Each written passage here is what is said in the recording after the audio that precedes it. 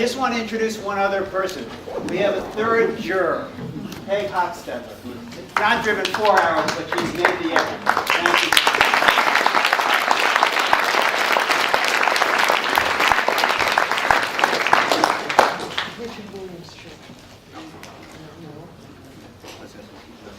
Okay, let's have some questions, Dan.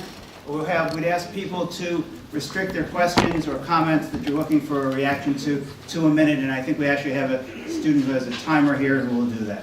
Okay, so just raise your hand and Dan Clausen will come with the microphone for your comment or question. Thank you, Bill. I think it's very telling in some way about a democracy that Pat refers to a time in her childhood when she goes off to the public library and becomes educated.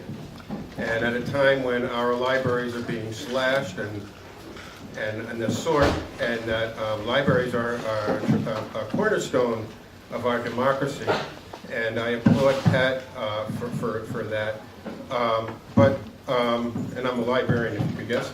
But I'm also concerned with how we treat each other as human beings, and how we can make a difference between the one's occupation and another person's occupation, and therefore that person has a different worth. And we're seeing that with this cross-clashing that's going on in the last few weeks.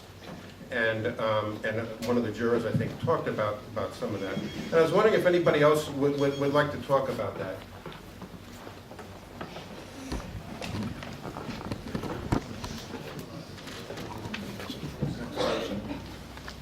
I mean, you want to talk about the fact that no one wants to listen to anybody else?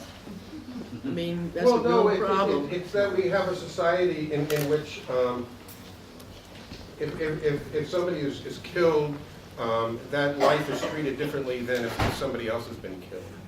And so somebody who is labeled a cop killer, for lack of a better phrase, that connotes that life has a greater value than the life of somebody. Okay, I don't mean to interrupt. I'm really impolite, and I don't mean to be, but we need to get to other questions. Does anyone want to comment on that, or should we? No, let's go to the next one. Okay, I appreciate the comment. Thank you.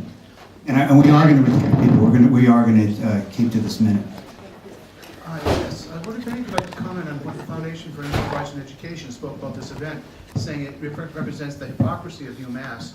When you had recently Don Fetta shut it down, you had Mike Adams shut it down, you had Andrew, what essentially was a riot at graduation of the faculty shutting down Andrew Cott. Many of the people who are now claiming free speech for this event, do you or do you not believe in free speech for everyone or just your own side? Well, I think I already said that, because I said that it would be no good if Donna Lamonaco, who is the leader of the protest outside, would come in and speak her part.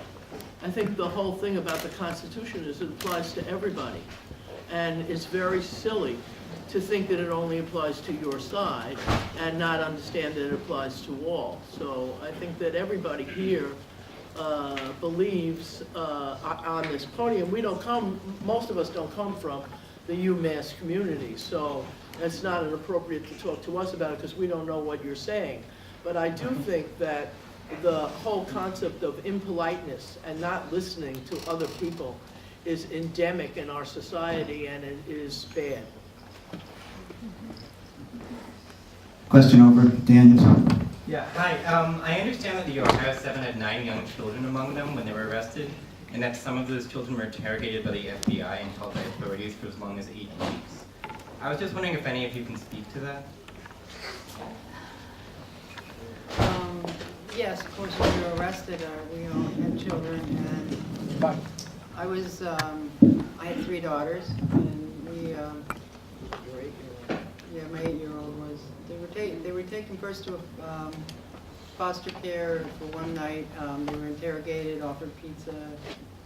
I was fortunate of all of the parents to have my mother and brother come up from Maryland and take my children with them.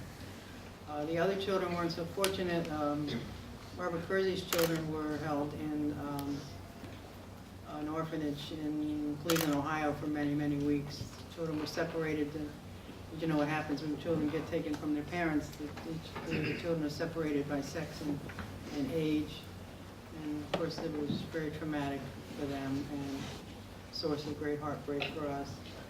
And then some 6 months later, when Carol Manning's children and Tom Manning's children were taken from them, of course, the oldest was a little bit older then, and they were interrogated incommunicado for 2 months.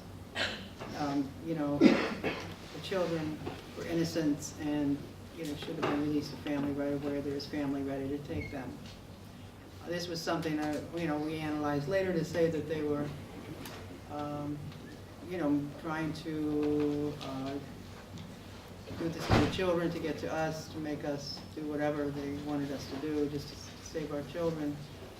The best thing we could do was to take the offensive and to have good people, and good attorneys out there fighting and making it known to the public that this was happening and that they had no right to do this to these children.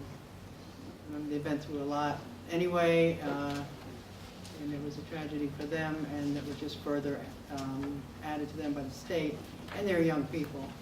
And this is thinking, you know, that because the parents think a different way, that these children are suddenly also like miniature leftist radicals or terrorists. They did do that to our kids, and it was wrong. It was wrong for them. It was wrong for us to put the children in that situation to begin with. But this compounded the situation for our children. Fortunately, they've grown up to be great, well-educated human beings and parents, and lived through that episode and came out strong and good people, aware people, not as radical as their parents, but